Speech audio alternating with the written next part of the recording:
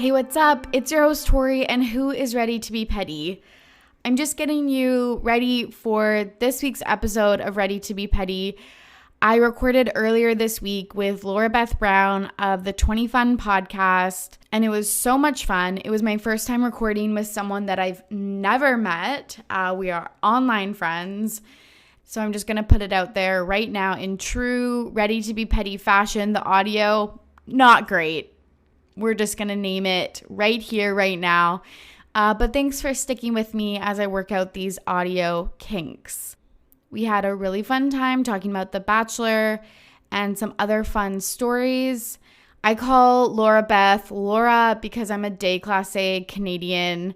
And we just don't really do the two name thing up here. And she's this adorable Southern belle from the United States. So we should get into it. Enjoy my conversation with Laura Beth Brown. So excited. I have a special guest, a new internet friend, Laura from 20 Fun. Hi.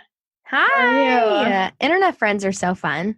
I know. And internet podcast friends. Even more fun. Yeah, they're like the next best thing because we're all like trying to support each other. And so it's just like an extra little hug every time you meet a new internet friend. That's so sweet. That is so sweet. And yeah, I feel like especially nowadays, that's something that we all need. Oh, yeah, for sure. I don't even get on my main Instagram anymore. I'm just on the 20 Fun Instagram because I feel like in my main Instagram, it's all the people, you know, like I grew up with and I went to high school with. And, you know, sometimes it just doesn't put you in the best of moods. So my 20 Fun Instagram's all these like uplifting, inspiring people out here hustling, and it makes me motivated. I don't know. It's just a much better vibe. Yeah, I relate to that so much. So much. How are you doing? That's a loaded question. It's a loaded question. I'm okay. I'm good. I'm finding joy in small things every day. Like we were talking earlier, candles. Yes. I'm grateful for all the candles that I've hoarded, like leading up to quarantine, even though I didn't know I was going to be under quarantine. Starbucks now has these little cold brew concentrates at the store. And the highlight of my day is making my own venti sweet cream cold brew. And that's been pretty fun. Delish. That sounds so tragic and sad. But that's just life right now. And it's so weird. I used to be so busy, and I know. I'm still in college. So I used to have like class and then work and then internship and then all this stuff. And now like my life is so free and unscheduled, and I like don't know how to function. So I know, it revolves around picking out a candle for the day. It does. And like lighting it, and then like, oh, my candle's so nice. And then going and like watering my plant, and then feeding my dogs, and then like all these little mundane tasks that typically, if you would have told me this would have been my life 2 months ago, I'd have been like, man, that sucks. But I know. I feel that too. I was saying that I have the exact same routine of picking out like which candle or which like essential oil I'm going to put in my diffuser each morning. Yes. Yes. Like, this will eat up a few minutes of my time. Exactly. Like, how much longer until I get to eat lunch? Like, as soon as you're done with breakfast? Like, that's so true. I'm like, I've already planned out my next, like, 8 meals because I can do that nowadays. Yeah, for sure. Because that's something, you know, that's, like, changing all the time. You know, like, you can stay in the same pajamas for 4 days, but you're not going to eat the same thing for 4 days, so. Oh, I have been. Today was the first day I switched it up. I was feeling very shitty about myself. So I was like, I think today's the day that I switch it up to a yoga pants, like instead of my gray sweatsuit. So my thing has been, I'm not going out anywhere. So I don't want to use up all of like my hair product all the time. So like I take a shower every day, and I put my hair in a bun, and I wear this like shower cap, and I'm like, I'm saving my hair color because I got my hair color done right before they shut everything down. Oh my gosh. Which I was happy about, you know, because my roots aren't terrible right now. But then again, like I felt like I wasted it, you know, because you're not going out. Yeah, nobody's going to see it except for me. So funny. Yeah, so like I'm like, save the color, save it until you can go out. But I don't know. I was thinking of all the things that I was like grateful that I did before everything shut down. I was like, I got my eyebrows done. I went to the dentist. Like, oh yeah, I didn't have like gel nail. Some of my girlfriends have like gel nail polish on their nails, and like every day one of them breaks off. Yeah, Like, yeah. Well, that's so funny. I'm in a Facebook group and I don't even remember which one, but this girl was like, I got eyelash extensions. How do I take them off myself? Like, somebody please help. I was like, that's rough, dude. That's so rough.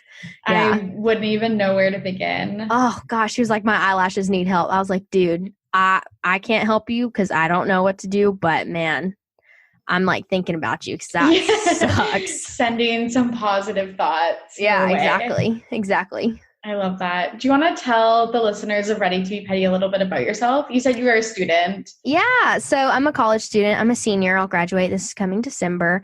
Right now, my main priority is school and the 20 Fun podcast, which is pretty much a self-development podcast for people in their 20s. Each episode covers a topic that we struggle with or a problem we go through or just something fun like what to watch on Netflix. And yeah, it's just been like my little saving grace, especially during this time. I feel like I have like a job still, if that makes sense. So I'm not an essential worker. So I was a marketing intern and I was a babysitter, which are not needed during this quarantine time, unfortunately. Yeah. So having the podcast and of course school, but school's like not fun. So the podcast is like my fun little work. Like I gotta go to work means I gotta get on my laptop or start talking to somebody or, reach out to people. I don't know. It's just like my little saving grace during this time. I don't know what I would do if I didn't have it. Yeah, I feel the same way. And like some would say that podcasting is an essential service. So. Yeah, I mean, really, we're putting out content for people to consume while they're quarantining. Like my podcast consumption has like skyrocketed because normally I would have like listened to podcasts like in the car, sometimes at work, but most of the time I was on the go. I didn't really like listen that much. Now, oh my gosh, there's a podcast on like all the time. 24/7. Yeah, playing in the background. Sometimes when I'm like typing out a discussion post or something, I kind of turn them off or turn them down low, but like it's on all the time and I'm like running out of things. So I'm constantly looking for new ones and like finding them on Instagram and then going and listening. And then it's been fun, but I think that's a great thing to do. I feel the same way. Like I have my favorite podcasters that I'm listening to and I will just listen to every single thing that they're putting out. Yeah. Can't say the same for the listeners of Ready to Be Petty. That hasn't skyrocketed, but yeah, I don't think mine have either, unfortunately. But it's all good. It's all good. Yeah. So I wanted to bring Laura on the pod to talk about a few crucial news stories from our time in quarantine, specifically The Bachelor. Some Tiger King. Laura's going to educate me on Tiger King. Oh, yeah. I'm excited. And just like a small itty bitty Kardashian story that I just like am living for. I've thought it over for many, many days. So I just like can't wait to get into it. But I think we first bonded over our love and our membership in Bachelor Nation. I love The Bachelor. I can't even, like, it's kind of sad, honestly, how excited I get for it. What was your first season watching? I think, like, literally the first season, because I'm a little bit older than you. Yeah, I'm 27, so. Okay. You do not look 27. Yeah. Your skin is amazing. Oh, my God. I mean, 27 is not old. No, not at all. But I'm just like, your skin looks like great, girl. You look good. I would not have guessed 27. I literally would have said, like, 22 or 23. Yeah, I feel like I get that a lot, which like in so many cases I am grateful for, trust me, but I feel like you want what you can't have. And I just feel like when I'm like working and being like a professional gal and people are like, what's this child doing in the boardroom? I'm like, yeah. I wish I looked a tad older, but yeah. Yeah, no, your skin looks great. Thank you. I love that. Yeah. Oh, no, yeah. Take it. I think my first season was Andy Dorfman. Oh, my goodness. So you're a recent fan. Yeah. Which I loved her. Yeah, like, me too. I started watching for her because at first I was like, I don't know what this is, and then I saw like, it wasn't even anything on social media. I don't even think I was on social media at that point. I might have been, but I was like, oh, she's funny, like I like her, whatever. And then I just got stuck from there. Totally. And I've been hooked ever since. I love that you use the word stuck, because that's how I feel too, is just like captured in this cyclical like bachelor trap that we're in. We're stuck. Okay. Yes. No. Okay. So when Hannah B got picked to be the Bachelorette, I actually said I wasn't going to watch. Me too. Yeah, because on whose season? She was on Colton's season, right? Yeah. So on Colton's season, I just remembered her as being the girl who, when he was like, let's say a toast, and she literally could not think of anything to say except roll tide. I was like, girl, you could have been like, to this date. To you and I, so many simple things, and then I was just like, she doesn't need to be the Bachelorette. She's gonna be terrible, and she turned out to be so good. Yeah, I said the exact same things. Yeah, they just made her edit bad or something, because this Bachelorette, she was so good. I know. I feel the exact same way. I was super against her. I probably said the meanest things about her, and now I'm like upset. Like I literally like dragged her, I feel like, on this very podcast. But she's actually become like my favorite Bachelorette, and I think my favorite even like person in Bachelor Nation. Yeah, I think she's my favorite post-Bachelor. What do you mean? Like my favorite person to come out of the franchise, like my favorite Bachelor person. Yeah. Because sometimes I get it's not annoyed. I don't get annoyed. I just like how she doesn't really make her living off Instagram, or if she does it in a way that's very subtle. Yes. And she puts out other content than just her making money from posts, if that makes sense, 100%. By all means, go for the influencer lifestyle, if you got it, then use it and go for it. But I wish that was me. Yeah, right. Yeah, exactly. But I feel like she's just still so herself, and she's like not fake at all. Sometimes people on The Bachelor come off as like they're acting almost, and I don't really feel like it's them, but her, no, that's like definitely who she is. Yeah, I agree totally. And I've been chatting a lot about this on and off the podcast, of just like how the influencer culture has kind of pulled me out of the like fantasy and like facade of The Bachelor. And I think she's such a breath of fresh air. And I heard that she was offered, because Claire was chosen, but I heard that she was offered to do it again. To be the Bachelorette again, and she turned it down because it wasn't enough money. But I was like, that's amazing. Yes. I know. I just got chills when you said that. Oh my God, that's so sad. But I would have loved to see her as the Bachelorette again. Me too. I'm so embarrassed I just got chills. But no, she would have been so good. I know. But we know why she didn't choose it, because the real love of her life is Tyler Cameron. Exactly. I swear they're meant to be. Me too. I swear they are too. And I totally it was The Bachelorette. I mean, I can't even imagine being on there. It has to be rough, emotionally, physically, mentally. It has to be awful. So she kind of messed up. We all make mistakes, Totally. Life is hard out here. Totally. Hers was just caught on camera, and it was a series of bad decisions, but you know what? It's okay. Totally. They took some time apart, and now they're hanging out in the quarantine crew, and I'm like, wait, when did this happen? What is going on? I really want to talk about the quarantine crew, but I was with my sister the other day. She's the one person I'm seeing in this quarantine, probably illegally, but she's keeping me sane. And we just had this absolute epiphany where we were like, do you think that Hannah was going to pick Tyler, but then the producers knew that Jed had a girlfriend and pushed her to choose that loser Jed? And we were like, That's it. That's it.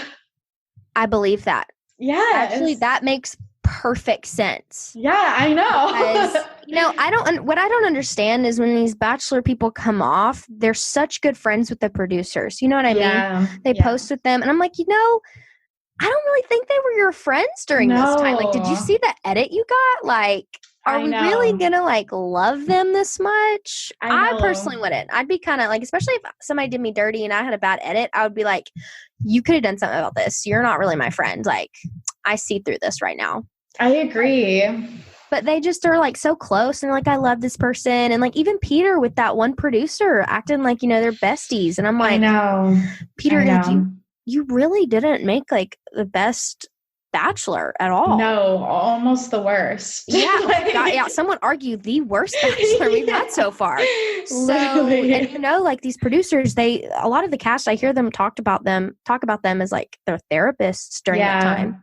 Yeah. But like they're not good therapists. No, like therapists have your best interests at heart, and these people have the TV show's best interest at heart. Exactly. That's always been so confusing to me on how these people are like, oh, this journey wouldn't have been possible without, I don't even know the producers' names, but they have a picture with them. Yeah. And I'm just like, they like made the show, like all the drama, like they did that to you. Totally. No, I agree. It seems super problematic and very toxic. Yeah. Yeah. It shocks me. And like a lot of them attend like the weddings of the people that eventually get married, like Jared and Ashley. There's a bunch of producers there, and I just think that's like so wild. Yeah, I feel like I must be like missing something that is not, like I guess I don't understand the bond that they have, but like I truly like don't get it. Like if it were me, I would be like, you are trying to make me do these bad things. Like, does Peter look at that producer he's friends with and he's like, was that you who brought Victoria's ex on to be the country singer? Like, which like one of you guys all was of these it? Things. Yeah, like I'd be like, who did it? Yeah. Like wanting to know, like I just... No, I don't get it. I think like you hit a good point though, is like shared experiences bond people together. So maybe it just is like this, we experience this crazy thing together, just like this core group, and maybe that's what really connects them. Yeah, I mean, it's got to be something that like I'm just not getting. It must be like a thing where you have to go through it to like you wouldn't understand. Because I really don't understand. Yeah, you're like, please explain it. I don't get how you guys are like such good besties when they like did you dirty for so 2 months of your life. Yeah.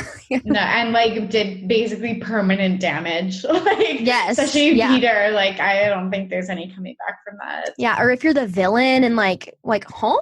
Yeah. Where was that when you were trying to get me to like say like when they, it's like the producers that try to get the people they put off as like the weird people to do like the goofy stuff, like Hannah B in the Roar, for example, like they made a Roar when it was like just her like later off camera.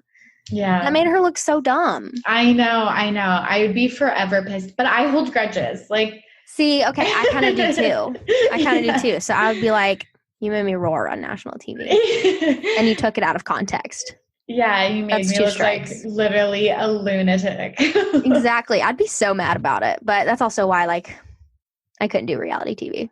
Yeah, I know. I like want to, but feel like I don't have the capacity to do that. Yeah. Like I feel like that's a pipe dream that I'll just never accomplish or should never accomplish. Yeah, really.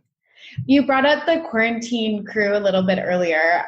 This is just like content that I'm doing like a shoveling motion into my mouth. Like I am just eating up. Like it's like basically the first thing I check every morning is if there's new Quarantine Crew content. Yeah, I actually love them. And the only two people I know in it are Hannah and Tyler. I've watched all their videos. I think I've watched them all. Yeah. But I don't know anyone else's name. Okay, this is actually a Ready to Be Petty first. I did some research. That is hilarious. This is literally a first. I am so interested that I actually looked it up. Like I looked up figures and facts for this podcast. Oh, okay. So the members are Tyler Cameron, love of both of our lives, I'm sure. Yep. Hannah Brown, also love of our lives. Yes. Matt James, very close second, love of my life. Holy which one? shit. Which one is that? He's Tyler's best friend and roommate. Okay. They lived together in New York, and he was actually cast for Claire Crawley's season, but I think that he's declining that as they're like recast in this like off period. Oh, okay. Can we talk about the recast later? The whole. Yes. Okay. Yeah. Yes. You said that and it just sparked something in my head. We'll talk about it in a minute. Okay. Love that. Tyler's friend, Kate, who the only thing I know about her is she has a picture on her Instagram account of her and Tyler, and it says, "Happy birthday to the boy who went for the end zone and wound up in the friend zone." And I was like pissed about it. Wait, does she mean like with her? Yes. Oh. Yes. And I was like, this is, like with her. And I was like, this is like alarming. Like, I just cannot believe that you would turn down Tyler Cameron. Like, that's shocking. Interesting that they're like all quarantining together. It's that very adds like an extra level of like, I don't know, juiciness to this. Mystery, okay, keep going. For sure. Yeah, keep going. So I was just like pissed at her for that. Olivia, who is like a micro influencer, same with Kate. Tyler's bro, Ryan. Okay, wait, no, I did know him. Yes, his little brother. Yeah. Because we saw him on the Bachelorette. Jacob, who is Tyler's photographer. How perfect. How convenient, eh? Yeah. Yeah. I'm kind of like thinking like if they came up with this, like not ruse, because obviously everyone needs to be quarantined, but how perfect that you just happened to quarantine with your famous ex-girlfriend, your photographer, and a bunch of other influencers. Yeah, they totally had to plan this. I was thinking about that. I was like, there's no way you just quarantine. Like, especially Hannah B, like, she doesn't live in Florida. They're in Florida, right? Like, she just doesn't live there, you know? Like, she had to pack her bags and take a trip and then, like, plan to stay that long, you know? Like, totally. Yeah. No, it's wild to me. So they have been posting, for any of you that haven't been following, like we just mentioned, Hannah and Tyler met up. This is how it looks from the outside. Tyler and Hannah met up in Florida, and then all of the COVID business happened and they had to quarantine, and they just happened to be with like their 5 best friends. And they've been posting daily content on their Instagram, their TikTok, and now YouTube with daily vlogs. Okay. I didn't even know about YouTube. What the heck? I know. And like, it is a lot, but they're pushing out like workouts, like TikTok dances, challenges, and just kind of like daily life of being quarantined as like 5 hot young Floridians, I guess. I mean, it's honestly genius from like a social media standpoint, you know, totally. Like they're creating this content that's going to go viral just because on not only themselves individually, but now you put them all in one big melting pot, and it's like, whoa, I have to watch this, you know, like people are obsessed with it and they're sending it to other people because they're like, whoa, Hannah and Tyler are together, what? And then like it's just like this storm of viral content coming out all the time. Like honestly, it's genius for them. It is. From like a publicity standpoint. Yeah. Yeah, because I always wondered what like influencers were going to do when this happened and they can't go to bars and post, and they can't go to clothing stores or like anything like the gym and post. I was like wondering what people are going to do, and they cracked the code. Yeah, I mean, really, honestly, like I just want to know like whose idea was this, because you deserve like more of the cut of like the ads that you guys are about to sell. Like literally. So they have 324,000 followers on Instagram, 502 followers on TikTok, and their vlogs on their YouTube are getting like 20 to 90,000 views per post. Yeah. Which is like wild to me, because really the only famous people there are Hannah and Tyler, but the other ragtag bunch like are getting in on this. Yeah, really. They're going to probably come out with the biggest like benefit from it, honestly. Totally. But I didn't hear it. I read it in some article that I was like trying to look up. That Hannah reconnected with Tyler after his mom passed away. Yeah. Okay, when did his mom pass away? I feel like I definitely missed it. Yeah. And I think it was this year after Peter. Like it's in a short time frame, I think. It was like 3 weeks ago. Okay, yeah. So she reconnected with him then, and that's kind of what started or something like that. I think she like went to the funeral or something. I think I read that in an article. I think she was there for like the celebration of life. They were like pictured really low key at like a restaurant together and something, and then kind of all of the coronavirus outbreak happened, and then they were like quickly quarantined. Yeah, I definitely think they had to be talking before then, because I don't know, like your ex's mom dies. Do you like go there without showing up, you know, or like without telling him you're showing up, you know, like they had to, she probably reached out or something, and then they were connecting some way, because I don't know. I just felt like it was, a lot of people have been like speculating that they've actually been talking for a while. Yeah. And, I was like, okay, I kind of get that. I don't know. I don't know how to feel about it. I definitely think they've been talking for longer than they've been quarantining for, though.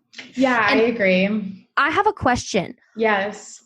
Are they together? That's what I was going to ask you. That is the question on everyone's mind. And I think that's what makes this content so good, is like I'm watching it solely to look for clues that they're together.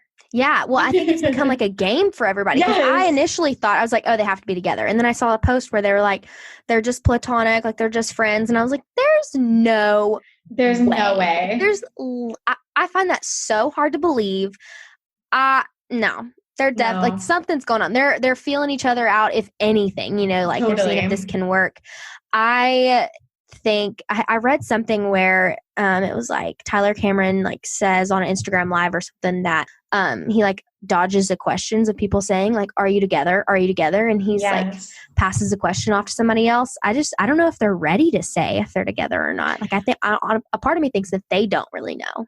Yeah, I kind of also get that vibe that maybe that they've started dating, but like maybe you're just trying to keep it low key or like without a label. And I think that maybe after this quarantine is over and they have some time apart, maybe they would like make it official. But yeah, I'm waiting with bated breath.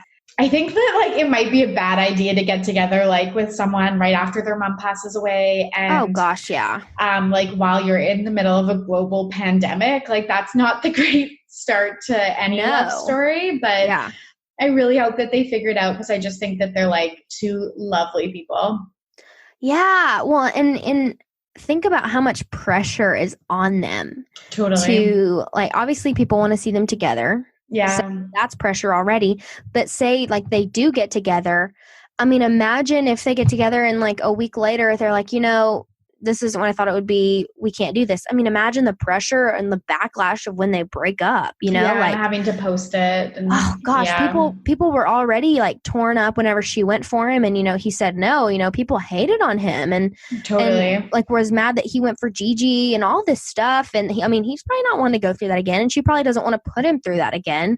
So, I mean, if I were them, I would be extremely cautious, and I probably would wait like a long time. Like even if I would probably date in secret for a while, honestly, just because I was like, we need to make sure that we're on the same page and that we're ready before we take this public, because the public is ruthless. Yeah. And they will rip us apart if we decide that we don't want to be with each other anymore. Yeah. Which is so sad, but that's really how it is. Like, I'd be upset if they broke up. Yeah. Oh, me too. And like, you're like, people are putting pressure on them. I'm like, I'm the people. Yeah. I am people. Yeah. Literally, like that's me. But I wish them all the best. And I hope that, they have some time away from the public eye to like figure it out, and that like all is well. And because I think that they are endgame. I think so too. I love it so much. And even if they don't, like, I hope they get together and I'm rooting for them. But, you know, even if they don't, like, I will treasure the content they've put out during this time, you know. Me too. Yeah. They're doing the Lord's work for sure. Yeah. Keeping me entertained while I'm sitting watching their workouts on the couch. Like, me too. Is that your favorite? I was going to ask, what of their like content, their workouts, their dances, like what do you like the most? I like the ones, honestly, probably where they're being goofy the most. Yeah. Because I think it shows their personality and it shows how connected they are. So I saw this one video, it was on Instagram, where he was like, Hannah, I'll give you $400 or something. Yes. And like, it's the one where he holds the water in and he's like, you have to do exactly what I do. And then like he does something else and he spits the water back out. and he expected her to like swallow it, and then she spits it back out. I thought that was the funniest thing, because I was like, I would have fell for it. I would have swallowed that water and not thought two things about it. And then she spits it out. I was like, girl, you go, Hannah Brown. Like, I know. And just the way she looks at him and like her big smile, it's what movies are made of. And even the way he looks at her, exactly what you just said, like what movies are made of. Like, I feel like I'm watching a movie. Yes, I know. They could be cast in one for sure. Oh man, they'd be so good. They would be so good together. Like in anything, they just need to be together. I know. That's the moral of this story. Yeah. The other Bachelor news that have come out of quarantine is the Kelly and Peter reconciliation. Honestly, I'm here for it. Me too. I'm here for it. I'm not mad at him. I liked Kelly. Me too. And I always kind of thought that like Peter actually thought that she was like endgame. Like I thought he loved that they met like in actual like real life versus like the TV show. Yeah. I was so surprised when she got sent home. Me too. Like I was like, what? Yeah. Like, why would you do that? I don't know if something happened behind the scenes or if he really just wasn't feeling it, but yeah, I feel like Kelly was a good match for him. I felt like she was so down to earth. She was stable. She had a good job. Like they complimented each other. I mean, I was very surprised when he sent her home. And, if she's willing to forgive him and just be like, you made a bunch of mistakes and I can forgive that, then, let's let them be happy because they're cute. Yeah, they're super cute. She was like one of my favorite, contestants. I picked her to win. Oh, nice. You should have won. I know. That's a great pick. Yeah. I think like the questions that I have, this just makes sense to me because there was like conspiracies about like, why didn't she go to After the Final Rose? Why wasn't she, or why was she at After the Final Rose? Why wasn't she at Woman Tell All? Yeah. What's going on? So I was like, kind of like, that is really suspect because they get huge appearance fees. Like it's like $10,000 to attend Woman Tell All. Oh, wow. So the average person is not like turning that down. Yeah. So I kind of suspected it then. Yeah. Well, no, I heard she wasn't invited. Yeah. And I was like, why wouldn't she be invited? And maybe it's because they were dating or talking and the producers wanted to have this image that him and Maddie were like going to make it, which was like you saw them sitting on the couch like 3 meters apart and no one thought they were going to get together. I could have seen like this whole Barb thing, like Peter like asking his mom to like be his way out. You know what I mean? Oh my gosh. So I could see him and Maddie aren't working out because they said they didn't really talk that much, right? Like up until that moment, they hadn't really talked. Somebody had told Maddie that he wanted her, right? Yeah. It was Chris Harrison approached her. Yeah. So I could see, like him being like the producers want this because Maddie left and it was a really good ending and they want us to be together. I need you to trash talk her so that she doesn't want to be with me anymore. I could see that. Oh God, I could see Barb being like, okay, no problem. And then just being like, well, like Mama Bear Barb, just like going in. Because my whole thought process with that was because if he really cared about Maddie, there's no way he would have let his mom say that stuff and then be okay with her. Some people were talking about, like Peter and his mom's relationship's ruined. And then he posted that thing on Instagram with them like besties in her house. Yeah. I was like, there's no way. You know what I mean? Like, I don't know. Honestly, I could see that. Like, I kind of did see a conspiracy theory online because that's all I do nowadays is look up crazy shit online. But that she did this and it was all planned to like protect Peter. And also like Peter was getting so much hate at the time. And everything was like taken off of him because everyone was hating on Barb. Yeah, exactly. That's what I'm saying. So Barb probably like, was like, I'll do it. You know how like your parents would do anything for you and even if, like, make the U.S. Bachelor Nation population hate your guts. Hate you, which is like all of America. Yeah, I mean, really. So no, I could see that, especially if he was talking to Kelly at that point. like him going to his mom and being like, I love Kelly, but the producers want me to make it seem like I love Maddie. And I mean, can you imagine if he would have, like, if Maddie would have been told, like, from the beginning that Peter still wanted her, and then bring her on after the final rose, and he's like, I still don't want you. Like, can you imagine how bad that would have been? Like, I know. And they always want, like, a happy ending or the couple to, like, show that they're, like, getting together, even though it's, like, not true. Yeah.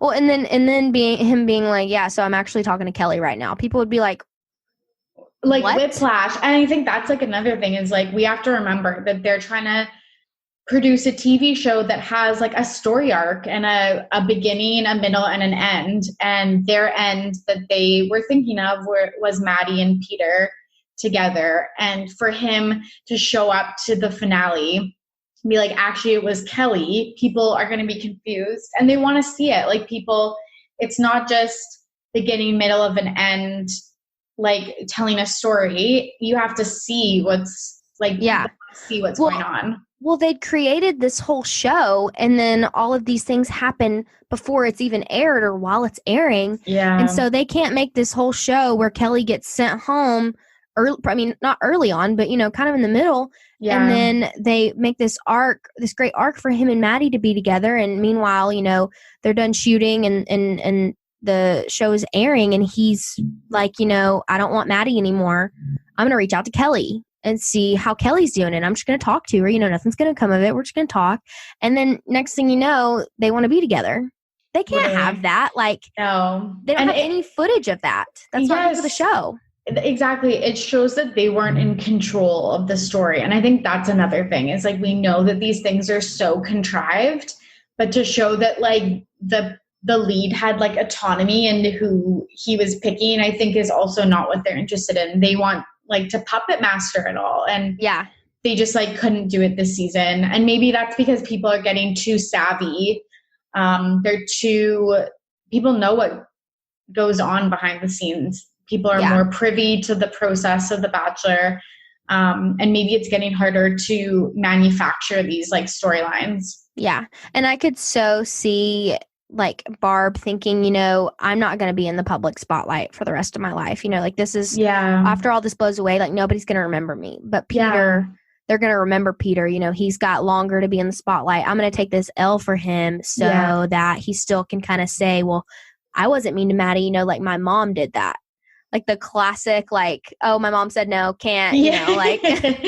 Yes, which I wish I could still use that excuse nowadays. Right? Now that we don't have any excuses while quarantining, it would be nice to I'm surprised we, like, let him get away with that, honestly, because he was just awful to her. Totally. And I really do think also, like, another thing is that, like, it's very clear that Peter wants to continue being a pilot and being, like, a party boy. And I don't think he necessarily even wants fame in the long term. Yeah.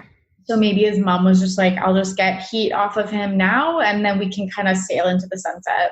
Yeah, probably. I mean, which makes sense from, like, from a PR standpoint for them.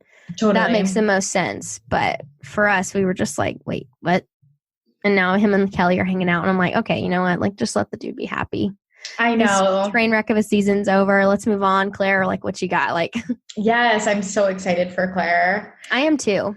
Do you want to mention Yes. Yeah. Okay. Let me in on this. So I'm super excited for Claire. I'm excited for someone, I don't want this to sound bad. I'm excited for someone older to be the Bachelorette.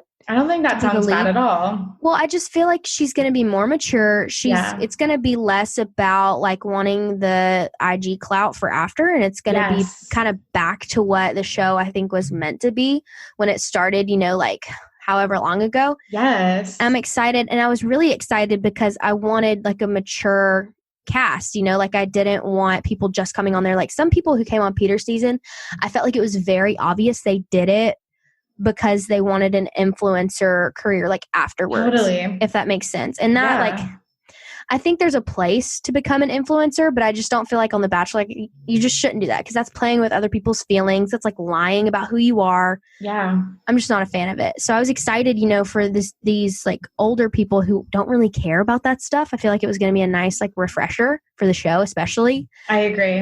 And then they cast all of these young guys. I know. Which like she would never end up with. Like with, I think some of them were like over a 10-year span. And like sometimes that works for people. Like, but I just thought like this is again, just once again, maybe setting up 3 viable options for Claire and then 20 other viable options for BIP. Yeah, exactly. I was like, this isn't really giving her great odds. I know. Why would she? I mean, she's what? She's going to be 39 when the show, like while she's filming? Yeah, right? Yeah. Well, she's 38 now. So depending on when it films, like, she'll probably be 39. And this is something that Nick Viall has said too, Viall or whatever. He said, like, I don't think that they gave me enough, like, viable candidates, like people that I would actually want to date. Yeah. Well, and there's like a 23 or 24-year-old on there. Like, you can't tell me that they're going on there for Claire. There's so many differences. I mean, age sometimes big age differences work. Yeah, totally. You know what I mean? And they work and they're so successful. But if you're taking 2 random people who, have never met, have no connections, it's going to be hard when you're putting them against, like 30 other men for that, it's just, she's not going to be drawn to him. It's like, he's just another body in the room. She's going to obviously look for guys she has things in common, and age is one of the first thing that stands out, Absolutely. So, and I feel like she wanted someone more mature, totally. She's ready to settle down. Like, I feel like she's been very obvious about that. Like, she wants someone to settle down with very quickly. Totally. And I appreciate that as a person who likes The Bachelor and likes to watch, the drama is fun and I love it. And that's, of course, like adds to why I watch, but I really watch for the love story because we all love watching that unfold, Absolutely. Yeah. I was just really upset when the guys got released. I was like, this kind of sucks. Like, I know. I was like not interested. I also, this is like super shady, but didn't think like tons of them were even cute. I just I couldn't see like a lot of them with her, like it looked like a mismatch from the start. I kind of feel like they cast for someone else almost. And like they could have. I think like in the casting process, like because they pick the Bachelorette so late and then they jump right into filming, you have to have probably like I would say half your cast of just like generic people that would date anybody, or you think that would get along with many different personalities. Yeah. Just the way that they have to cast it. And then maybe they do like 10 people that are like very specific to her. But I've been following this because I was also like very disappointed. But Chris Harrison has been saying that with this pause on filming because of COVID-19, that they are recasting a lot of them. I think that's great. Me too. Really. Like, I want to see her with someone that she's actually going to be with and really, like, fall in love with. And I don't think that's, unfortunately, going to be, like, a 25-year-old dude who's just, going on there for Instagram clout. I mean. No, I agree. I completely agree. And, like, I think some people in their 20s are going to be ready for marriage, and that's great because that's what Claire is saying. But a lot of those people, I was just like, I can tell by looking at you that this is like not it. Yeah, like, no, I think she's like ready for like, a lot of people when they get done with The Bachelor, you see them being like engaged for 4 years sometimes, like they're engaged for a really long time because they're like dating essentially. Yes. And I don't feel like Claire's going to be that person. I feel like Claire's going to want to, if she picks somebody, she's going to be like, okay, let's date for a year and then let's get married and I want to have kids, she's going to want to start checking those boxes off for herself. And, if you have someone who's like, yeah, I'm ready right now, and then they get picked and, like she wants to make sure that they're going to be ready. And I feel like if it was someone who is younger, like a 25-year-old compared to like a 35-year-old, she would be a little more concerned. The 25-year-old would be like, I'm not really ready for kids right now, something like that. Because if she's 39, like that's important to her. And I mean, that should be, if that's something she cares about. So I'm excited for them to do a recast, and I hope they pick people more compatible with her.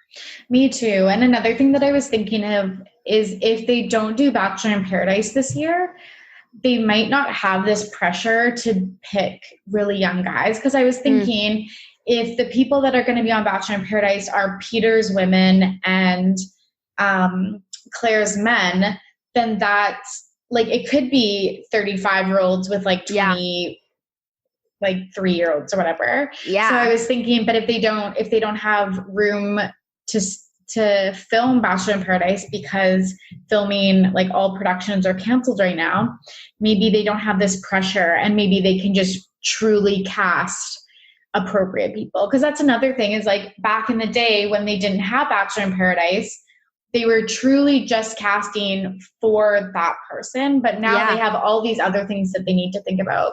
Yeah, that's so true. And I'm ready to see people who kind of, like I remember when The Bachelor and The Bachelorette were like doctors. Yeah. And like everyone on there was like so successful. And, you know, I like that they have average people. I mean, I don't want to say like all the people on The Bachelor are like so beautiful. So like they're not average in that way. But like average, like I don't know. I just, something more serious. I think that's what I'm wanting, is just something a little bit more serious. Like I'm done with the over like produced drama. Like we've all seen that so much, and it's just getting bigger and bigger. And there's a point where, you know, you can't really get bigger than that.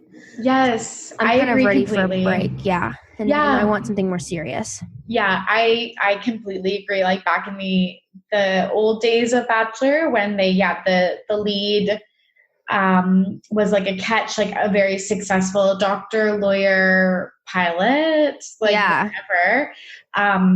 But just like they wanted to continue their careers afterward, where it's like now it seems like many of them do have legitimate careers. And I don't want to call like being an influencer not a legitimate career, because it is a career.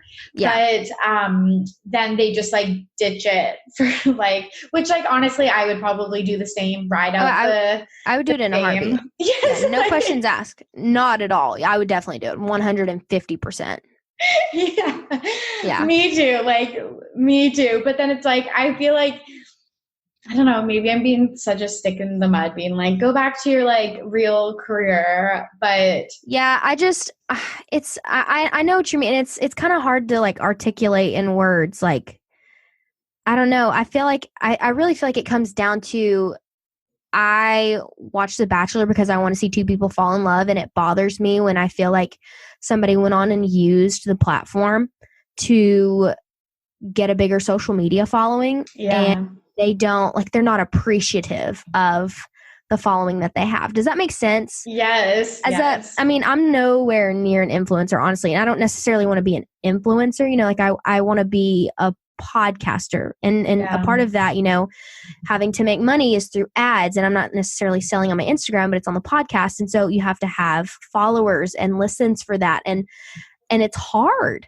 It's it's rough out here, you know, like I could, let's just say, like go on a reality TV show and then be crazy and then instantly get all these followers. But I want to like get them because I'm me, not because I went on this reality show. And I see these people get them from being themselves on a reality show, but then they don't like appreciate it, if that makes sense. Totally. I get that. I feel like it's such like a weird feeling, and I have a hard time putting it into words. Like, I don't know. It's hard work out here, and I don't know. I'm a little jealous. I'm a little jealous of it, honestly. Yes, I love that you're like admitting that, because that's me too. It's like I'm like ripping on them, but it really is purely out of jealousy. Yeah. But I do really understand what you mean about like being appreciative, because I think like I look at people that I follow on Instagram, like there are Bachelor people, and then like there are like content creators. Like I always talk about Emma Chamberlain. And like her relationship with her followers and her viewers and her fans and stuff like that seems so much more cultivated, because she's producing this content. She did it for years. She happened to get famous, but she has this connection with all of her followers. It does seem like this more like intimate relationship that she worked hard for. Whereas I feel like influencer culture, it is just to see pretty things, or like there's not this like conversation or like meaning behind it, I guess. Yeah. Oh my gosh. Yeah. So I went down a deep rabbit hole. I did a whole episode on like influencer culture and how toxic it can be because Love that. I mean, it is. It's a part, like there's some influencers, like you said, who are out here making content and it's good stuff and it's how to improve your life and be better. And that's awesome. But then I feel like there's a slippery slope where some can kind of almost take advantage of like all of this, like, I don't want to say privilege because I feel like it's the wrong word, but like privilege that they have with all these people following them and they kind of take it for granted sometimes. Yeah. Which I've never been in that situation. So I don't feel like I can necessarily say like you shouldn't do that. I haven't been there. I understand, it could be a whole different world. But when some of these people go on The Bachelor and then come off and they're just like, oh, I'm famous now. Give me brand deals, like I just feel like you have to put out value to get something back, if that makes sense. And it bothers me that sometimes these people don't literally put out no value at all. Zero, nothing. They're just filming their lives and they can make avocado toast just like I do first thing in the morning and they get paid for it. Like it's, I don't know. No, I get it. I think it's because like, I think what the type of influencer we're talking about that feels icky is it's basically just on consumerism. Yeah. It's like, look what I have and you don't have it, but you want to have this. Go buy it or go use my coupon do code. This. Yes, right? Yeah.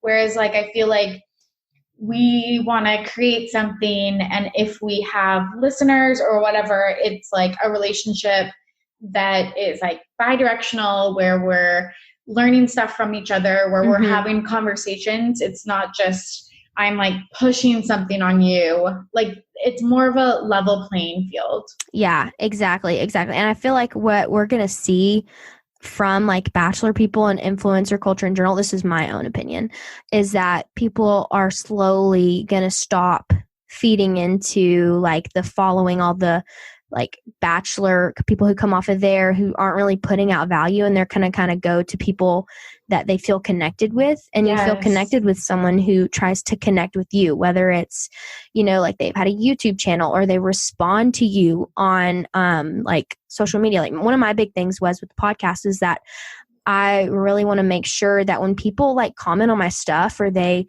send me something or they reach out to me, that I reach back out to them and reply and follow them back. And I like your pictures. That's so important to me because I feel like a lot of times, there's a lot of people I look up to and they might have a big following and I know that we're never going to be friends. You know what I mean? Like, yeah. And I feel like I'm their friend, but they literally have no idea who I am. Yes. And I don't really want that to be the case, at all. That's why I try to make it so relational. And I just feel like the influencer is going to kind of change from this like one-way relationship that we see a lot now to like a two-way street, because I feel like that's what it should be. That's how you really influence people. You have to know them.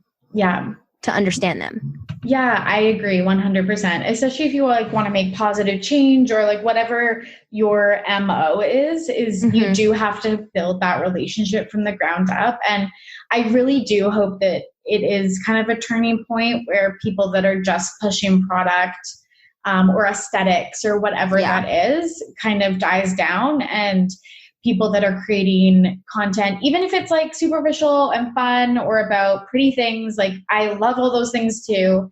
But yeah, that are just doing it in like a more meaningful, and I like how you said relational, in a relational way where it's more community based.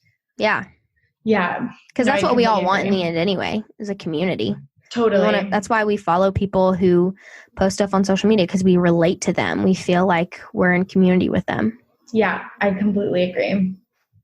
Another interesting pop cultural phenomenon that's happening right now is a little docu-series called Tiger King. Y'all. Tiger King, I told myself I wasn't going to watch it at first. And then everyone, so I saw it. I don't even know if it was the first day it dropped on Netflix, but I saw it on there. And I was like, oh, it looks lame. I'm not going to watch it, whatever. And then I see all these memes online, like blowing up about the Tiger King. And I was like, I need to jump on this bandwagon. I have to. Like, I have to see, like, this dude looks absolutely nuts. And I have to see, like, what his voice sounds like what makes him, like, why does he have that haircut? You know, like, I just have to know all these things. And so I remember, it was like a few nights ago, I told my boyfriend, I was like, we have to watch Tiger King. And he was like, no, I'm not watching it. Like, I'm not into it. And I was like, okay, whatever. So I started it. I really want to say literally like 2 nights ago. And I'm almost done. There's only like 7 episodes, so that's kind of slow, honestly, in like the context of like binging. But yes, yeah. But I'm almost done. I think I'm on 6 or 7 right now, and it's it's such a good time. And I hate that it's such a good time, but it is, and you need to watch it. So Joe Exotic, that's his name. Did you know his name was Joe Exotic? Yes. Okay. Yes. Is that like his birth name or like? No. Okay. So I think his first name is Joe. I think it's Joseph, but he goes by Joe. Yeah. But his last name is like really long, and I've seen a picture of it like on the screen, but I have actually no idea how to say it. But I think he goes by Joe Exotic. Yes, he goes by Joe Exotic. Yikes. Yeah, and like there's so much to this story. I can't wait to finish it because like him and the feud with like Carol Baskin. Yeah. Y'all just have to watch this. I wish you need to watch it, and then we need to have a talk about what you think about her, because I would love to hear your take. I don't want to give anything away because you need to watch it, but I know. If you haven't watched it, watch it because it's such a treat. And like it's I'm from the South, okay? So like I know people like this exist. Oh my God. Because like I'm from the South, and I feel like it's just like a Southern thing. Like, you know, someone like this or similar to this. I love that so much for you. Yeah. Well, and then I see a lot of people who are like, I didn't know people like this still existed in America. And I was like, okay, well, if you're from the South, like, you know, someone who reminds you of Joe Exotic, or you've seen people in public like Joe Exotic, you know, like that's just the culture. You're going to see somebody. Obviously, there's people like him out there because he's out there. Yeah. But I think that makes it better because like these people you would think like are like acting. Yeah. But when you watch, like you can tell like they're not acting. So it's not set from like a reality. You know how the Kardashians is like they film it like in present time and then they release it. So it's not really like that. I think some stuff they filmed recent, if that makes sense, because they have some footage for like from 2019, but it goes back, like it tells the story from like long years ago. And I honestly think that I don't know if Netflix like filmed this, because it honestly seems like it was filmed over like a few years. Yeah, that's what I've heard. Okay, yeah. So it's like as the story unfolds, like you're catching all of it. And Joe Exotic himself filmed everything on his property. Like he had cameras following up all the time. And that's what they said like in the documentary. So there's all this footage that I don't even necessarily think that the like people who are filming it got. And the guy who made it, I think he like probably sold it to Netflix or something. You know what I mean? Like it was something like he was making this documentary and then he sells it to Netflix, and Netflix, you know, like revamps it or something, because it's just so well made. Like I love it. I love how like I can't tell like sometimes when things are filmed. Yeah. But I like it because it tells the story and I can like follow along, and like it tells the whole feud and all the things. It's just it's nuts. Like I just watched an episode and I don't want to give it away because you need to watch it. And if I give it away, it'll ruin it. But something happened and I was like, whoa, I did not expect that. What the heck? Like, I probably know. Okay, so I have a bad problem of like, so I haven't watched Tiger King. I feel like it's funny. I think I will watch it. I think you've actually like convinced me, even though my friends for like the past week have been telling me to do it, but you need to do it. It's only like 7 episodes. I think they're only 45 minutes long. You can knock it out in a few days. Oh, easily. Yeah, just do it. Even if you have it playing, like last night I had it playing on the background while I was doing homework. Granted, I did not get that much homework done because something crazy would happen and I would be like, wait, what? It would like snap me back up to it. But I mean, it's good. For what it's worth, I think it's a pretty good documentary. I mean, it's absolutely insane. I think like it obviously has to be so insane that it is making people stop talking about like the current pandemic, and all eyes are on Joe Exotic. Yeah, and I can't wait to see how the story ends. Like I think the story is going to end with where he is now. And like right now, I don't know where he is. You know, I do. I won't do know tell where you he is. Don't tell me. This is my problem. Is I hear about something that's so big, and then I do a little bit of research. Like I went through Wiki and I read some articles, and then I just feel like I know what's going on. So like I haven't read it, but like I bet we could have a conversation right now, and I could like basically pretend that I watched it. Oh my gosh, that's so not fun.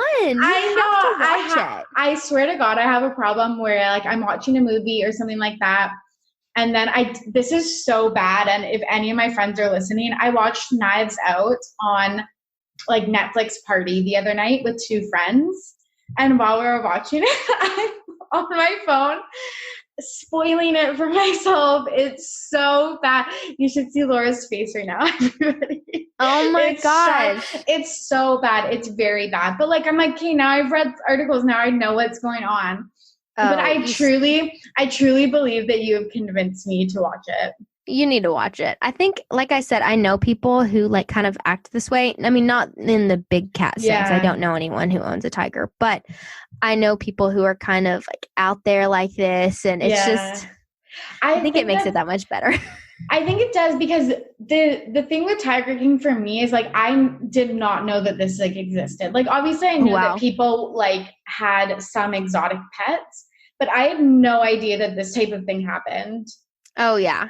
Well, see, okay, so I feel like this isn't spoiling anything. In the first few episodes, it talks about how he took animals, you know, like to malls and stuff, and did like magic shows to schools and stuff. Yeah. I don't know if you have this experience, but my mom was a teacher at the elementary school that I went to. She taught like second grade or something. That's so weird. Mine too. Oh, wow. That's so cool. Yeah. So, okay. Yeah, that's nuts. So, so growing up, there was a man who came to my school every single year with exotic animals and did magic shows. And like, I'm talking, you know, like one time, I think he had rabbits, of course, but then he had like a kangaroo or something, like crazy animals. Yeah. I remember this. And I was like, Mom, did Joe Exotic come to our school? And she was like, because she watched like the first episode, she was like, no, it was not him. I think this guy's name was Rick or something, but it was like the same. Yeah, it was the same idea. So when he was talking about like going to the like schools and doing the magic shows, I was like, oh my gosh, like I saw magic shows just like that. Like he had the same tricks like they were showing on there. It was just, I don't know, like it's just good. I do feel that though. Like I think just 2 years ago, maybe I went to like a kangaroo sanctuary, and I'm like, did I like play into this like gross business or whatever of like exotic animals? Like possibly. Yeah, it really made me think, you know, I never thought about private zoos like that. You know, there's the zoo that's like this, like your city zoo or your state zoo, you know, something like that. But then I never thought, you know, about these private zoos, like the people who own them and like what their mental state is, if that makes sense.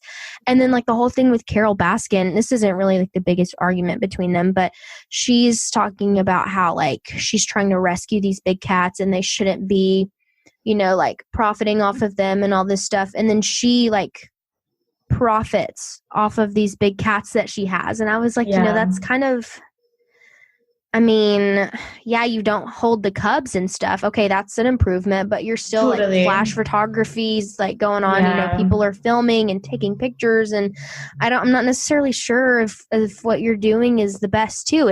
And I haven't seen the end, okay, but they propose like this legislation, and I've heard of the legislation outside of Tiger King. You know, I remember them talking about like no more exotic animals or something. I remember seeing that in the news or something like that. But wouldn't that mean that her cats got taken away too? I'm assuming so. And like, I think that that's kind of what is bringing awareness, is like, are these things still happening? And like, if so, who's doing something about it? Well, and then a guy on there who owns big cats, he was like, I own 14 tigers. And he was like, I take care of them. you know, they're an endangered species and people are getting mad at me because I breed them. And I was like, oh, that's a good argument too, though. Like, yeah. I was like, man, it's such like a fine line. I know. And I'm not entirely sure where I fall on it yet. You know, I haven't seen the ending. I don't really know what happens, but. And like, are these people that are like educated in like being a zookeeper and stuff? Like, that's like another thing is like, how are these people learning how to care for these animals? Yeah. And then they talk about, I know Carol talks about, you know, like a tiger needs 407, I don't know what the stat was, but it needs a lot of land to run on. Yeah. And I was like, well, do you have that much land? Like, probably not. Yours are in cages too. Yeah. So what's the only difference is that you don't pet them? Okay, well, what if the other ones like being pet? You know, like, I don't know what they like. Like, what? I mean, I don't know. I can't. It's like they're fighting. Like, she's right and he's wrong, and I don't know that they're all that different. I think yes, I think I agree with you 100% that I think the gist that I have got before even watching the show is that there are no winners here. Yeah. I mean, really, that's what I feel like. And then people are talking about, okay, take the cats away. Where do you put them? Yeah. In the wild, they're endangered in the wild. Yeah, and they wouldn't survive. And like they wouldn't survive if they've been brought up in captivity. Like exactly. So what do? Take the cubs away from their parents and throw them in the wild? They're dying in the wild, you know? Like they're this whole thing with like their habitats being taken away, poachers, like all this stuff. I don't know. I don't know what the answer to the problem is. I don't necessarily think anybody really is going to know. Yeah. It's just their life's a mess, and I just like watching the mess. I know. I think I would like that aspect too, like for sure. I think like the most interesting piece of this all is that Joe Exotic was the person who brought the tiger to the Britney Spears VMA, like famous VMAs performance. And then she sat next to Carole Baskin. Okay, is that real? I don't know. Because I'm like, how are they both there? I don't think that's real. I think that that's like someone is so creative and creative. I was going to be like, why is Carole Baskin at the VMA? They hate each other. Well, why is she even there? She's not like an artist. She just has a big cat rescue. Yeah. I have a podcast. Yeah. Can I go to the VMAs? Like, I think that one was Photoshop, but it's so fun. If that's true, that is just wild. Would be priceless. I don't know. At first I was like, this is fake. And then people were like going nuts over it. And I was like, wait, is it not? Can I go nuts over it? Because this is freaking hilarious. Like, it's so funny. It's just like that little bit of like pop culture gossip that you're like, this is so far-fetched that it cannot be real. But like most of the time it is. And that is just amazing. Yeah. Yeah. It is. And the personalities, you just need to watch it because you need to see the personalities of all these characters. Yeah. Okay. You're getting me hyped for it. You gotta watch it. All my friends that are listening to this are like, remember when we told you like for fucking hours, like you need to watch the show. You need to watch the show. I'm convinced. You've convinced me. If anything, just to join all the interesting conversations that are going to come. True. Okay. I got one question for you for Tiger King is, did Carole Baskin murder her husband? Yeah. Okay. I've thought long and hard about this because it really bothered me. So I haven't finished it, and I don't think there's going to be anything really pertaining to that. I feel like that's kind of like a plot point that's like been over and we just don't know the answer to. Personally, I think she killed him. I do, just because, and there's like a whole episode dedicated to that part of the story. Yeah. But I think she did. Yeah. You know, the evidence that they show, at least that's what the show, they don't necessarily make it point that way, but they kind of do, just the evidence they lay out. And even now, you know, like they're asking for evidence. I saw this today, like the sheriff's department's asking if anyone has any evidence or if they have any leads, and people are actually so they might reopen. Yeah, people are actually like feeding stuff in and calling stuff in that they could just be making stuff up. You know, you never know with that stuff. But yeah. I mean, homie was like really rich. I know. so rich, and he like wanted a divorce and told her that. And he went and wrote something that you gotta watch that episode, because she killed him. I really do think so. I think she killed him, and then she fed him to a tiger. I know, that is fucking wild, but that is like the perfect like cover up. Like there'll be no evidence. Well, and then I just saw something. It was in the episode I was watching right before we came on here, but she said, she was like, because there's one point where a tiger is like really interested in Joe Exotic's shoes, and he like won't get away from the shoes, and he like he doesn't really attack him. I don't think. He just grabs the shoe. Yeah. But she was like, there's nothing you can put on like somebody that will make them want to just attack without eating them. You know, like they're going to eat them. You'd have to put something on them, like sardine oil or something that the tiger likes. And I was like... And you're like, is that what you put on your ex-husband or whatever? Your Carol, sardine oil is so specific. Like that is like, I would have said something, you know, like soak them in meat, or, you know, like meat juice. Yeah, put a hamburger on it or something. And she's like, sardine oil. Yeah. I'm like, girl, where do you even get that? Like, that you have experience. So funny. That is so funny. Yeah, you're... Just the way she says it, you got to watch her face when she says, like, she's like, I don't know, like sardine oil. Yeah, like she was trying to wait, like she didn't know the exact answer. I was like, she does. She does. I swear she did. And it's just freaky. And he disappeared in loose quotations. Like that was like years ago, correct? Oh, like, no, yeah, it was a long time ago.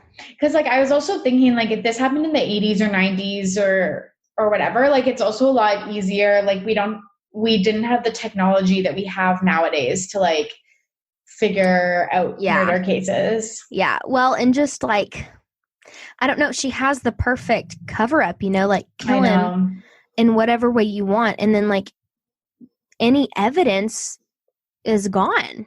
And I feel like it also shows through this documentary that a lot of these areas are like not like policed, or like there's no like that you could get away with it. There's not a lot of law, and these people have so much land. Yes. That's another thing. They have so much land out there that they can do, you know, like, I mean, there's even one girl, Doc Antle is another person that they talk about, and he has a big zoo. Right. I think it's bigger than Joe Exotic's, honestly. But they talk about how like some tigers, you know, after a tiger's a cub, you don't really have that much use for it after that. But they breed to keep these cubs around all the time for people who come because they want to see the cubs. Right. So this one girl was on there, and she was like, you know, we never knew what really happened to the tigers. They were there one day, and then the next day they were gone. Oh my gosh, that's so dark. And some people like but they recall hearing like gunshots in the middle of the night, or... Oh, that's so dark. Well, they've got so much land. They can do like...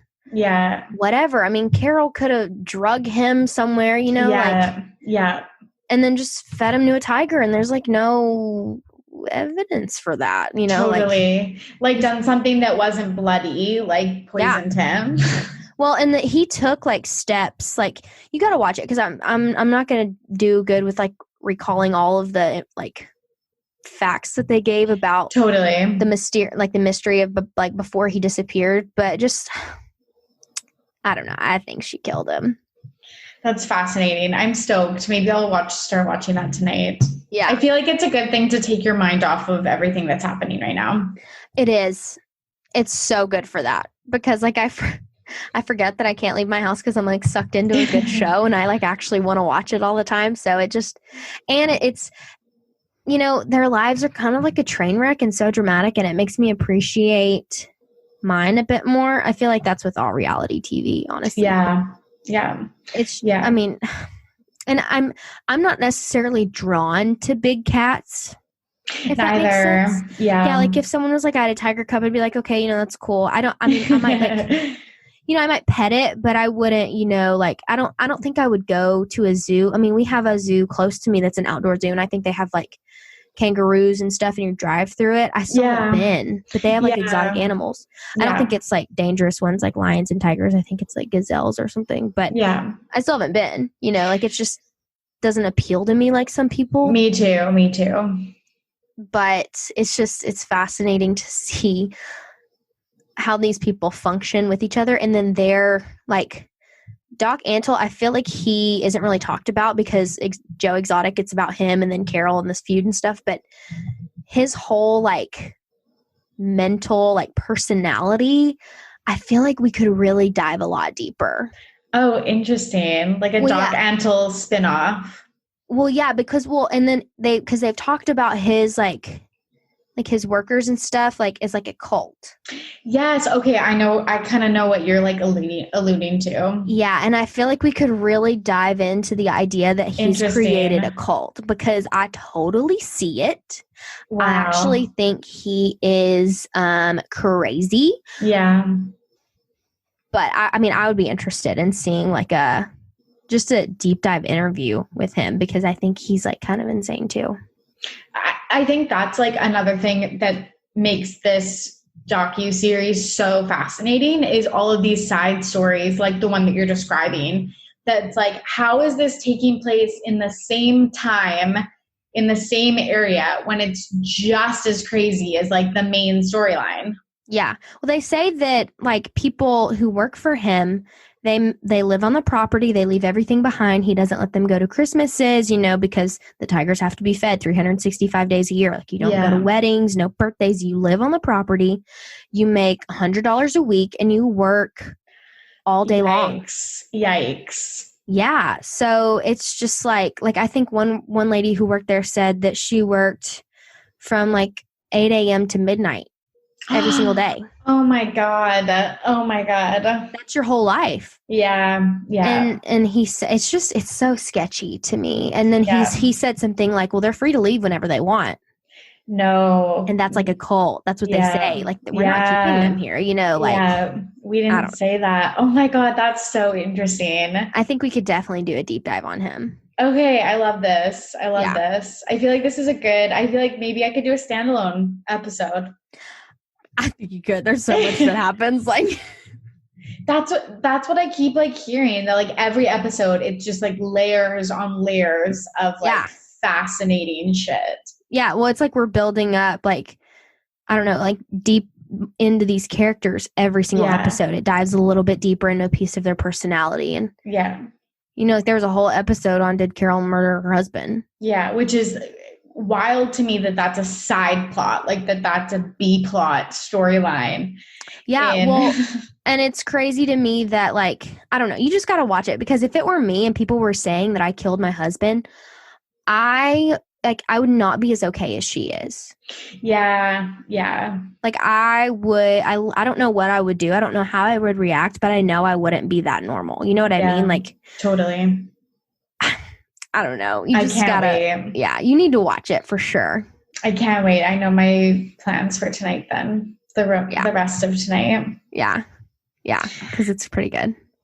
Okay. I'm excited. Then I'll give you my update, my hot takes. One last thing we wanted to talk about was such a random piece of news, but it's really keeping me going during this quarantine. It's a Kardashian update, but it's not one of the main players, Mason Disick, which again, so weird that I'm talking about him on this podcast. Thought that it would be a very long time before I talked about this like 13-year-old or whatever, but or like 10-year-old maybe. I don't even know how old he is. I think he's probably 10 years old, because I think the age to join Instagram is 13, which is kind of burying the lead. Mason Disick joined Instagram for like a hot second. And when he joined, he was like racking up followers. How old is he? He's 11. He's 11. We're talking about 11. An 11-year-old baby on the pod. So he illegally joined Instagram, was racking up followers, and decided to do an Instagram live. So, okay, I think the main thing is like, it's crazy that we're now talking about like news stories that are about the children of the Kardashians. Yes. Yeah. Instead of like the main core group. Like, I think that's wild that like people, that they're now old enough that there's like stories that are like just about the children. Yeah. And that the first one, I guess, would be Mason because of his age. The interesting thing to me is like that I guess maybe, I don't know the cognitive development of an 11-year-old, but like, I feel like if you've grown up around this fame and you have some type of self-awareness about what your family does for a living, going on Instagram Live and then spilling family drama is like a huge no-no. Yeah. What did he say on the live? I missed the live. So I think basically just generic stuff. The thing that news stories picked out is someone on the comments asked, are Kylie Jenner and Travis Scott back together? And he was like, no, they're just still friends.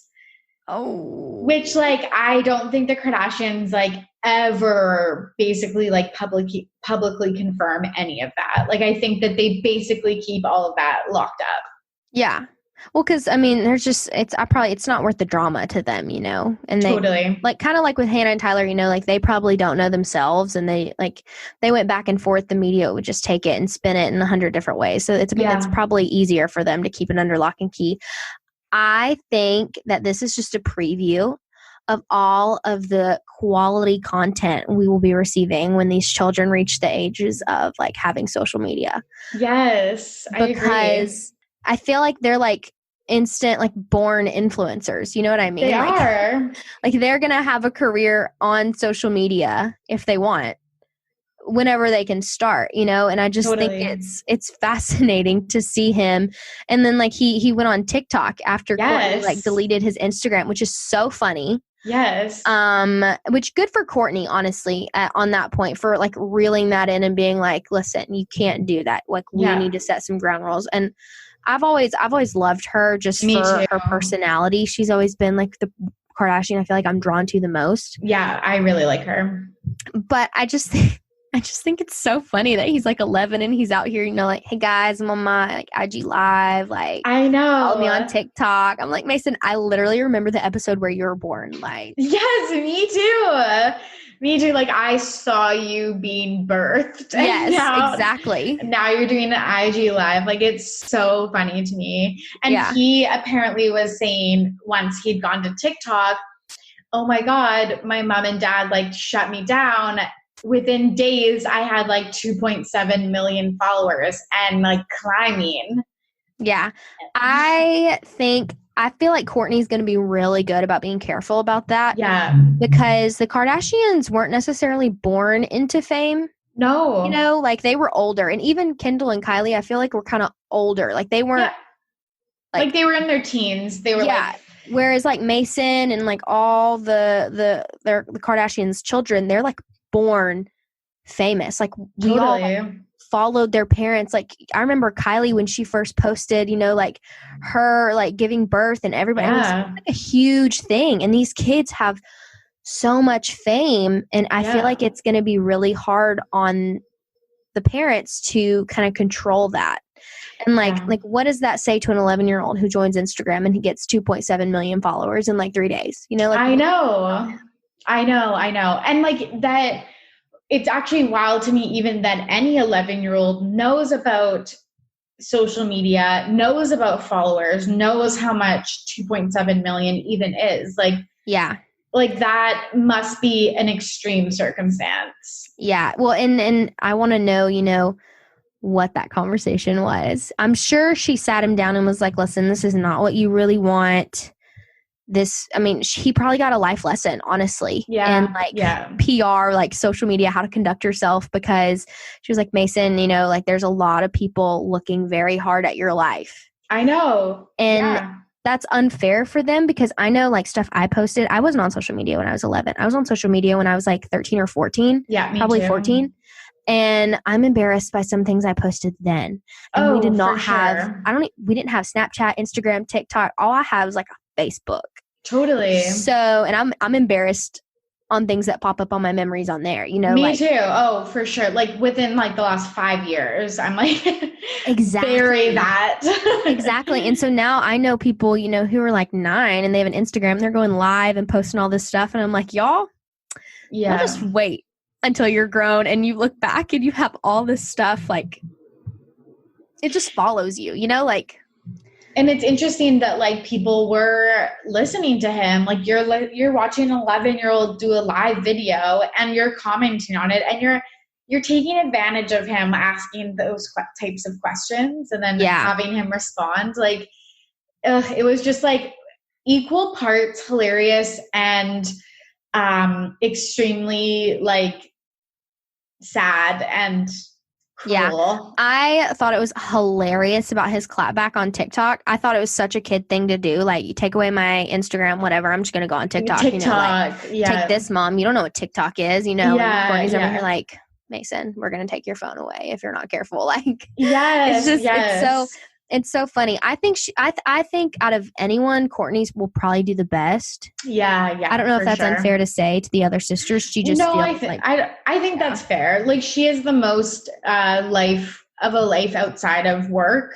Yeah. And fame and fortune and stuff like that. And I think that she wants that for her kids, like as much normalcy. Like, you see her not wanting to participate in Keeping Up with the Kardashians anymore, or like not involving her kids as much, etc. Like, yeah. So I think that's fair to say for sure.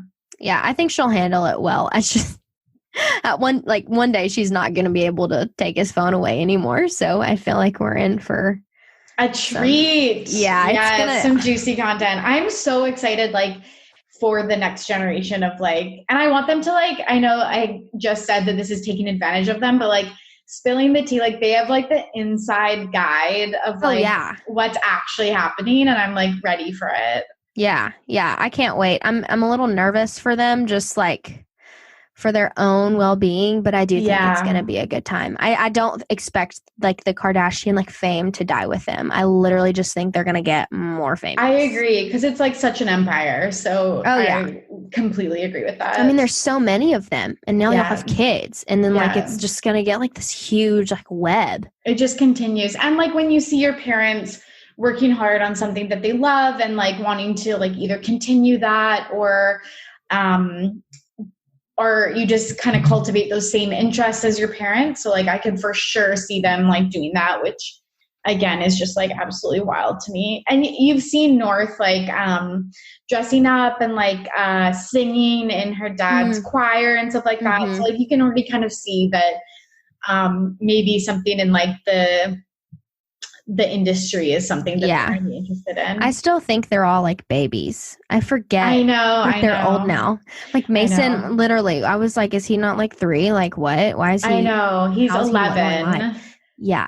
And North is like 6. And then I think that they're all pretty, and like Penelope's probably 6 too. Are they really 6? I think so. Or maybe even 7. Like, they're like older for sure. See, that like blows my mind. I literally think of them as like toddlers. Yeah, I know. Me too. And then I totally forget about Kim's other kids. Like it's only North. I know. Saint. And Chicago. And Psalm. See, literally forgot. I was just going to stop at 3. So it's just, I don't know. Yeah. It's fascinating. I know. Shout out to Mason for going through his rebellious stage at 11. I will say, so I always say, like, if you have the confidence to do an IG live, like, all the power to you, because I did one this past week. And it was, like, terrifying. It was, like, absolutely terrifying. I 110% agree. I have done a few. And, like, it's all fun and games. Like, I'm like, oh, yeah, I'm going to go live, whatever. And then I go live. And then, like, no one shows up. Yeah, you're like, okay, there's 4 people. 2 of those are my siblings. Like, that's my mom. And there's my, like, aunt. Like, yeah. And then I feel the need to, like, come up with the, like, I hate myself. Because I start the live. And then I'm like, I'm going to wait for people to get on. Yeah. And no one gets on. Me. No one. Yes. I'm like, I'm waiting for people to get on. And then no one gets on and I'm like staring at the camera awkwardly for 3 minutes. And then I think, okay, well, I'm going to post this like, you know, on my profile for 24 hours. And the first 3 minutes are just going to be me waiting for people to get on who never show up. And so then I'm like, oh, people are here. Hey guys, okay, I'm going to get started. And then nobody's there, you know. I love that. I'm trying to get better. I said, like, when we went into quarantine, I was gonna, like, I'm gonna go on IG Live and talk to people more. And yeah, me too. I get so nervous. Like, I know. That's why if you have the confidence of Mason Disick, then that's amazing. Yeah, really. I wish people would just hop on for mine, honestly, sometimes. But I do it. Thank you. I appreciate that. I do it at like random times, like not really like optimal viewing times, if that makes sense. Like I think I went live, like later one night and then one day in like the middle of the day. And this was back when people like were working and stuff and had school. So like, of course nobody was on. Yeah. And there's no excuse now. Yeah. Now there's really no excuse. Now if I go live and no one shows up, I'm going to be like, well, no, all right, it's there. Okay. Thanks. Appreciate it. Really. No, I think it's like a great thing to do, especially in quarantine. Like, again, just something, it's like, it's cute. I will say that like some of the celebrity ones, I'm like, oh my God, this is like the 40th live that I've seen today. Oh yeah. But I think it's a cute look for us. Oh yeah. Little indie podcasters out here. We're just out here trying to connect with people. Right? I love it. I just want to say thanks so much for coming on. Yeah, this has been a blast. Honestly, this has been so fun. Good. I'm so glad. Thanks all for listening, and thanks, Laura, for coming on. Do you want to tell the listeners where they can hear more from you? Yeah, sure. So you can listen to the 20 Fun podcasts anywhere you get your podcasts. Really, I hope so. I hope I'm doing it right. A majority of people listen on Apple, so yeah. It's definitely on there, and Spotify. But yeah, follow the podcast on Instagram at 20funpod. That's where I am. So if you go to my regular Instagram, I'm definitely not there. I'm going to be on the podcast one. So follow it at 20funpod. Thanks again for listening. If you like what you hear, you can subscribe, leave a 5-star rating and review. You can also follow along on social media. I'm on Facebook, Twitter, and Instagram at RTBP Podcast. Now that we're back in the swing of things and it is post-apocalyptic, I can't wait to bring you more content with better audio and bring back some fan favorite segments like This Week in Petty. Please stay safe and healthy. As always, I'm Tori and I am ready to be petty. See you soon. Bye.